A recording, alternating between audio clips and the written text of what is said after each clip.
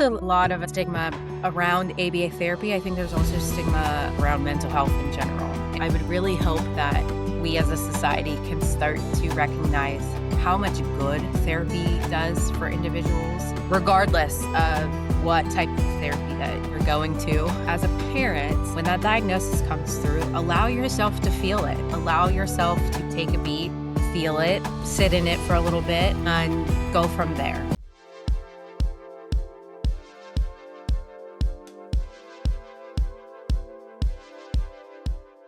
Welcome, everyone. This is Ekaterina with Trust Me Mom, and my guest today is Brittany Maurizi. She's an ABA therapist and a founder of Balanced Behaviors.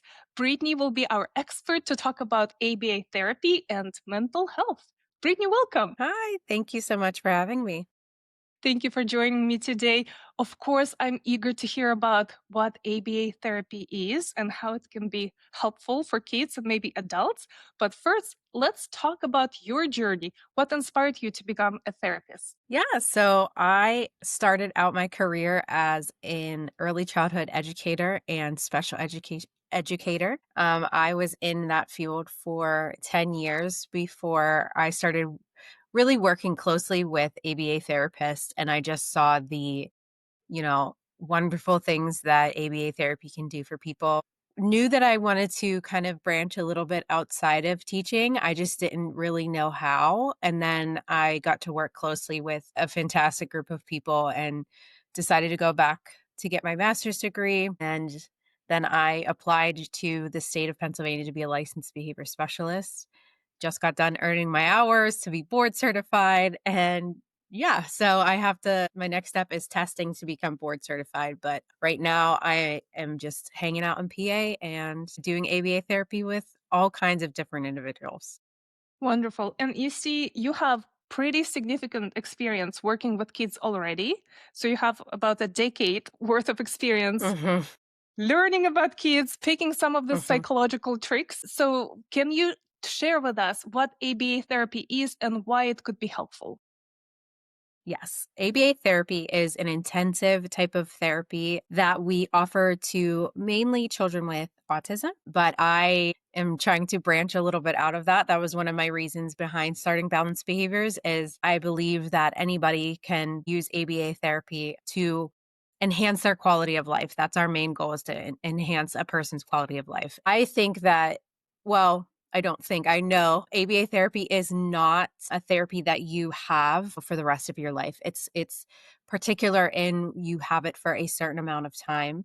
It's a usually a shorter period. It just is based on, individuals, their goals, how quickly I guess they master things. I was going to say, their kind of drive, but that's not even really it. It's just based on quickly how things are mastered. They are usually for a shorter amount of time. So our wheelhouse is about 2 to 3 years that this is the type of therapy that you would receive. And intensive in it meaning that you receive usually this therapy daily for that amount of time for 2 to 3 years. Well, Monday through Friday. So my position is I'm a clinician on the case. So what I do is I write the treatment plan. The ITP is what we call it, the individualized treatment plan. I write that and then I coach the technician who is underneath me to implement the treatment plan and put forth all of the different interventions that I believe are useful for a particular client. We always, our kind of little phrase is we want to work ourselves out of a job because at the end of the day, we want the quality of life for our client to improve. So we don't want to be there as much as we love you. We want to Right. move on and we want to be, happy with your success and happy with the goals that you had reached. So I think that is just something to always keep in the back of your mind too. ABA therapy isn't forever. Yes. And do you typically work with children or adults as well? So my main background is working with children. About 2 to 18 is where I have been working. But with balanced behaviors, I really want to branch into adulthood. I will kind of continue to say probably throughout this that I believe it is beneficial to everybody and anybody. And I'm hearing from a lot of people just the frustration, I guess, around the amount of resources available for adults and how they're very slim. So that's one of my goals, is to hopefully branch out into adulthood a little bit and kind of make it, safeties training, life skill training, things like that, so that an individual can be a successful adult in the world. Yes. Can you maybe share some examples? What would be an example of ABA therapy for a younger child, for maybe 18-year-old, and potentially an adult? Sure, yeah. So the younger children, we typically, again, going back to, we typically need that autism diagnosis. There are a couple of different, sometimes wiggle room, depending on your insurance, to qualify for this type of therapy. But we work on four different kinds of domains in ABA therapy. So we work on communication, socialization, functional skills, and then behavior reduction. And usually a younger kiddo, they're coming into us with communication deficits. So that's something that we like to kind of work early on. That's something that we hit the ground running with. And I have been very fortunate in being able to partner with a lot of speech therapists along the way to make sure that, everything that we are doing in session is cohesive and matching to everything that they might be doing in a speech therapy session as well. And then from there, we kind of go from there, because a lot of the times you can see behaviors being escalated because of communication issues. If someone cannot understand, what you need or what you want, that is a huge frustration for a lot of our kiddos. So that's kind of where we start and we build and we go from there. For an 18-year-old, a lot of that, I'm thinking of a particular client that I have right now, and a lot of it is socialization, but also mixed with functional skills. Functional skills in the sense of stuff like task completion, vocational skills, making sure that we shut the stove off if we're baking cookies or stuff like that. He's kind of right now in this wheelhouse of transition because he's a senior in high school. So I'm partnering a lot with the classroom teacher and the transitional support that they provide with the school district to make sure that, we are setting him up for success as well. And then for adults, you know, I would love to again kind of hone in on that functional skills piece that might be missing. Socialization too. In my career, I've worked with a lot of even parents of kids with disabilities who they have shared with me that they don't really have a community or people to fall back on that know exactly what they are going through. So with adults as well, I want to try to kind of create that for people that I know in my life and parents that I know in my life, and so that they have somebody to fall back on and a community to share their struggles or frustrations with, but also share their joys and their happy moments and all of these things, so that they could they just have somebody that gets it.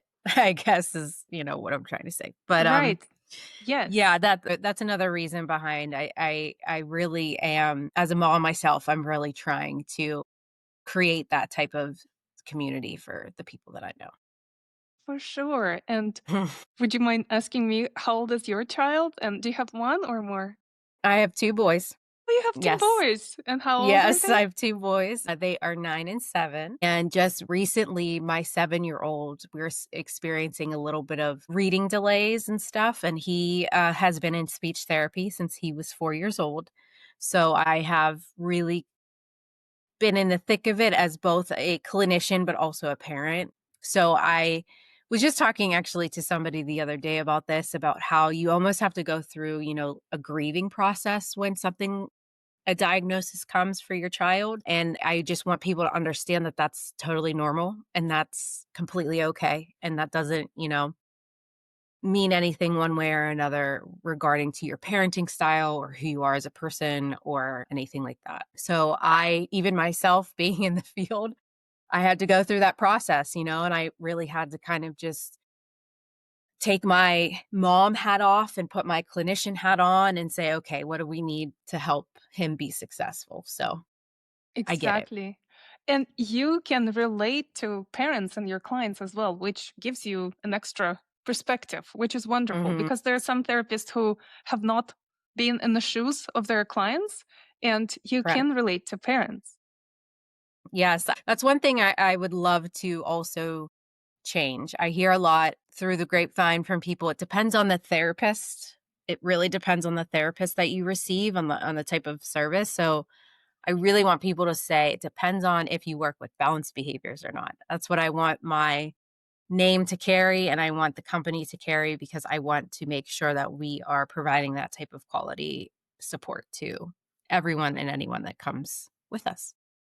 That's a very noble goal. Do you typically go to clients' houses or clients come to your office? So I go into homes, schools, and daycares. I also go into the community. It just really depends on the client needs, the goals that they have that I've written for them. Don't have an office yet. That is again a future goal and a vision that I see. I particularly see a sensory, like, gym or sensory space or something that, kids can go to, and they can get kind of therapeutic support through sensory based environment, but also the parents can, relax because they feel like somebody that is experienced in my field is kind of keeping an eye on their child and helping them. I imagine a space that I can have parents working and collaborating together, bringing your laptop, hanging out while your child plays. I envision a group therapy room. I envision a space where I can, work with adults and they can learn how to properly use the oven and the stove and how to, all of that stuff. Because I that stuff shouldn't stop after high school, I don't think. And that's where kind of, we see the not lack of, but the resources get a little bit limited, I guess, after high school. So yeah, I have a big beautiful space in my brain that hopefully will eventually come to Right. fruition. Yes. So you mentioned it's primarily for people who've been diagnosed with autism. Are there Mhm. other diagnoses or a person who has not been diagnosed but parents noticed challenging behavior? Can they hire an ABA therapist? Yes, yes, they can. So that is more of the private route most of the time, which is something that I also do offer. Insurance companies really like to kind of dictate who, gets what. And that's something that I'm hoping to break a little bit and be more accessible for everybody, because it is very expensive. What I do is a very expensive thing, but I want to make it more accessible to everyone. And I'm still trying to figure out how to do that, while also owning a business and taking care of my own family. But I'm hoping that one day I'll get there to where, it's more of a just I can be there for people regardless of what, if you're going through insurance or private pay, or whatever that it might be. Lot I did just read recently, actually. I think it was Massachusetts, I want to say, and I apologize if that's not correct, but I want to say it was Massachusetts. Highmark was starting to count Down syndrome. Those with Down syndrome, they were going to recommend ABA therapy. And I saw that's an article somewhere. I just had read it, which is fantastic news and is huge. And I'm hoping that more insurance companies kind of go that route and making it more accessible to everyone. Yes. And if insurance covers ABA therapy, how many sessions a person typically qualifies per year? Or you mentioned it's Mhm. daily, right? Yes. So I am, as a clinician on the case, I would see my clients at least hopefully once a week. The technician on the case would be the one that would see them daily. So you have to go through a psychologist, a licensed professional counselor, LPC. I think psychiatrists can also write. I haven't really seen them from psychiatrists, but a lot of psychologists. And you have to go through them, get the diagnosis, and get what we call a written order. And they and the written order write what they believe your child qualifies for hours wise. Your doctor, you would want to go through them, your child's pediatrician, and ask a lot of questions as well. But based on that written order, then that's where I come in and I start the assessment process. So in the assessment process, I do things like parent interviews, observations. We do a couple of different indirect assessments and just questionnaires, kind of all of these things to get a more cohesive picture as to what deficits are, what is going on, what behaviors are happening. And then from there, that's where, after the assessment period, that's where I would then write and come up with the goals that we are going to work on. And I very much so, I like to collaborate a lot back and forth with my parents. I send out, kind of give them my personal cell, and then, if you have any questions, please reach out. Cause it's a lot. Like and then on top of that, you have somebody coming into your home. So, I like to kind of, be as open and honest with people as I can, and just be somebody that, you have to build rapport with and you have to build trust with, because you also are taking care of their baby. But yeah, the first step, not to get off on a tangent, but the first step is to go through and receive that diagnosis from a psychologist, an LPC, your doctor, and then you would come to me after that. So if you give your cell phone, does it mean Mhm. that parents can call you in a crisis? Oh my gosh, my child threw away clothing from the Mhm. second floor of the house. Help. I assume you have your life and boundaries. So Yeah. how does it work? Yes. So I have gotten a lot better at that, to be honest with you. It's kind of, when my kids are home from school, I focus on them, we focus on homework, and then I take about from like 6 p.m. to 7 p.m. to catch up on some things every night if needed. However, I have had parents reach out to me in the middle of a crisis. I've had a client, he eloped, which means he runs from the designated area of where he's supposed to be, or his safe area. He eloped from his home and they were not able to find him for, I think it was about almost 2 hours. And so the mom, rightfully so, called me in a panic, and she asked me what to do because, you also, I think parents also experience the nervousness about, do I call the police? What do I do? And I kind of coached her through what to do.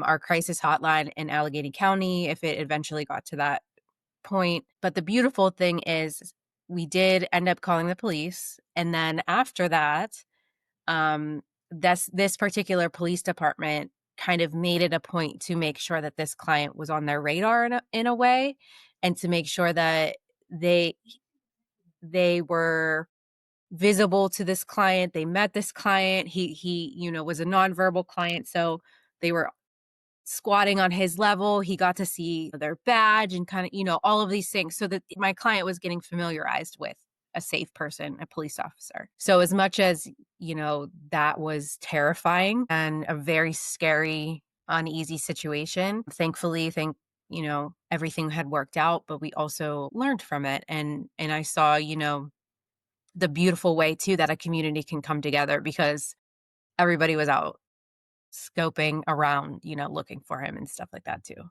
Absolutely. And it reminds me one other case. I just spoke with Liza Long, who wrote the book The Price of Silence. And one of her kids had very violent behavior. So he eventually was diagnosed with juvenile bipolar disorder. But her main point was that when a child has, let's say, psychotic outbreak or some kind of very severe behavior, when police meets the child for the first time during this crisis, Yes. it's a very different type of treatment than if police met that person when they're nice, sweet, loving Mhm. child. So that also, in this case, we probably rarely talk about really violent behavior, though I can imagine if it's a nonverbal child who is very frustrated, they can become Mhm. violent. But that's the importance of exposure and building connections with the community before you're in a crisis. 100%. 100%. And I actually just met recently with the mayor of Coriopolis, and him and I had a great discussion around that. And that's one of his dreams, and one of his goals is to um, partner with his police department and just have them trained to be better equipped. Not that they already aren't, but how to handle a scenario just like that, how to handle a scenario of a child being nonverbal and how to de-escalate and, stuff like that. So, it exists, which is very, very exciting. And it just is, you know, everything just kind of has to fall into place because there's a bunch of moving parts, but we are planning on doing something and collaborating together about that. Um, That is so good. yeah, Yeah. I've met with other entrepreneurial behavior consultants and analysts, and they have one of them in particular, that was what she was focusing on. She was focusing on working with her local police department and training them on how to de-escalate a situation, particularly for those with autism. Mhm. I can't wait to see where that goes. I'm very excited to even be a part of it, and be a part of the conversation is exciting for me. So, but it's definitely needed. So I'm excited to see where it goes. For sure. So when we talk about autism spectrum, it's a spectrum. There could be Mhm. a nonverbal person who can barely function, and it could be a highly functional person. So if a parent received a diagnosis for their child and they're qualified for ABA services, what kind of intervention can they expect if the child is pretty functional but still has Mhm. some deficiencies or anger outbursts or maybe some delays in Mhm. development? Mhm. Can you give a few examples? Yeah, absolutely. So, um I would say what we would really want to focus on and with a particular client like that would be all of our antecedent interventions. Our antecedent means what do we do before the behavior happens? So we are prepping our client and making sure that they have the tools available to help them be successful. That could look something like a visual schedule is a one that I use a lot with clients, and that really kind of helps a client know what is coming. The unknown kind of disappears. So sometimes I work with clients that, the unknown for them is something that is very scary and nerve wracking. So just making that less of a worry with the use of a visual schedule. I also really like to coach my parents in changing kind of how they present things or how they say things. So rather than stop doing that, just stop, don't, won't, and kind of that's how I kind of explain it, all of those kinds of words. Tell them what you want them to do instead. So, I do that the same thing with my own 2 children, and sometimes it's like, "Is this even working?" Other times I'm like, "Wow, that was beautiful." So it depends on the time, the place, the situation, everybody's behavior and mood. But the more that you practice these interventions, the more likely that you're gonna have, calmer moments and stuff like that. Instead of saying something like, you know, I'm trying to think, "Sit down and do your homework right now." You can say something along the lines of, "I need you to show me that you're doing your homework before, you know, you get a piece of candy." I don't know, or something, or before you get a chance to watch TV. That is something kind of along the lines of the pre-MAC principle. So we're doing a first, then. So you're letting them know, "I need you to do this, and then you can do that." And the more that you follow through with the then, the easier it's going to be, because you're going to have that trust and gain the trust of either your child, your client, whomever, that you are going to fulfill what you told them you were going to fulfill, and you're going to follow through with it. And trust goes a really long way with ABA therapy. Trust, rapport, kind of all of those are really foundational skills that you need to have for sure. Yes, and it's my understanding that ABA therapy relies on reward. So it's more of a not punishment, it's more of a reward type of a system. Yes, Is that correct? positive reinforcement is, really that is where our wheelhouse lives, and that's what we want to do. So positive reinforcement can look, you know, completely different for everybody. You can sit here and you can think about yourself and be like, "Hmm, what is it? what am I willing to do, or what am I willing to work for? It, what is the end goal going to look like for me? And that differs. That could differ. I mean, as a parent, speaking to you as a parent, that differs by the hour almost sometimes with my kids. So I think it's just, yeah, it's that foundational building rapport, knowing, what it is that your child likes, your client likes, whatever it might be, making sure that you have those resources ready to go as well. I also really coach my parents, do not get, lost into empty promises. So saying something like, if you do your homework, we're going to go to Chuck E. Cheese, and you know that that's not a reality and that's not going to happen. Do not trap yourself in stuff like that, because that's going to end up, the trust is going to be even harder to build. The rapport is going to be harder to build, stuff like that. So make sure that what you are positively trying, or what you are reinforcing, is the behavior that you want your child to do. So even, I really love how you're sitting and doing your homework for me, that it makes mommy's life so much easier right now. Something like that, is sometimes just enough to keep your child or your client going. Just recognizing that they're doing the right thing, or the thing that Yes. you're asking for them to do. Yes. So if we recap ABA therapy, and I just realized we never explained what it stands for, so maybe we can. Uh, how is it different from other types of therapies? So let's say if Mhm, a parent has an autistic child and they can go mhm. to different therapy routes, what would set ABA therapy apart from other types of therapies? So ABA therapy is applied behavior analysis before I forget to say what it means. And I think that it's because it is an intensive therapy. That's what sets us apart. We are a therapy that focuses on, all therapies really is a positive thing and a positive movement, but because we are intensive, that is what, you know, drives us and makes us a little bit different.